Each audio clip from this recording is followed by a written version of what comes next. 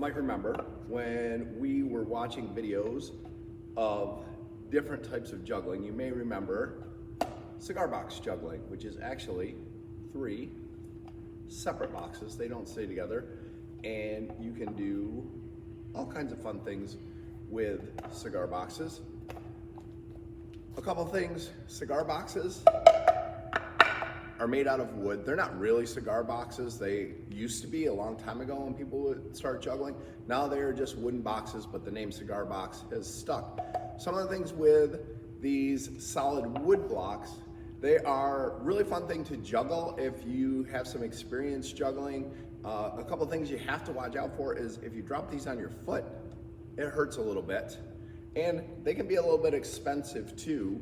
And if juggling is not something that you do all the time, or you're just getting interested in juggling and you want to see if box juggling is something that you would be interested in, I learned from a juggler. His name is Eric Bates, who is a cigar box juggler, and he did a YouTube video on how to make your own juggling boxes. So you can look up Eric Bates and find his, or you can watch mine right here because I'm going to do it the same way. Things that you need are 3 boxes, or more if you want to make more juggling boxes, but 3 is kind of the standard for what you're going to do to start off with.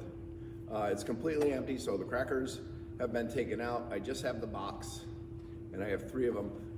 Triscuit box makes a really good sized box. It is very, very similar to, especially if I close the lid, it is very similar in size and thickness. It's just a tiny bit longer than a regular juggling box, but it still works. This works really well.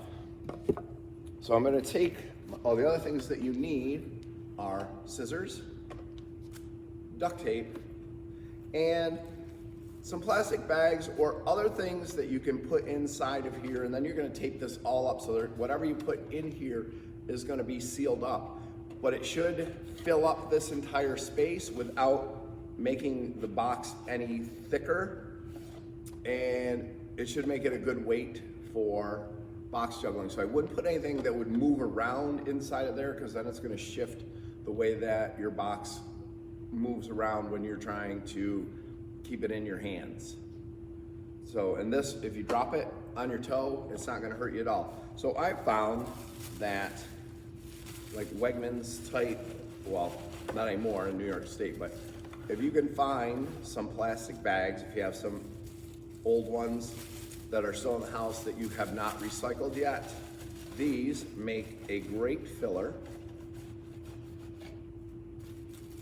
And when I'm done stuffing these bags, I'll show you what to do next.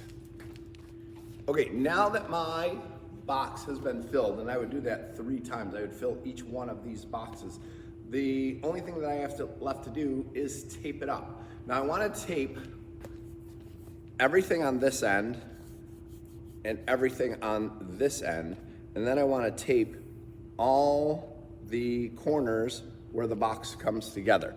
So if you look at my regular juggling box, the corners or the seams are all taped, and then the ends have like this felt on it, and the duct tape is going to act in the same way. So I'm going to take my duct tape and I'm going to run a strip where half of my tape is on the top of the box and half of my tape is hanging over. I'm going to tape that and cut it.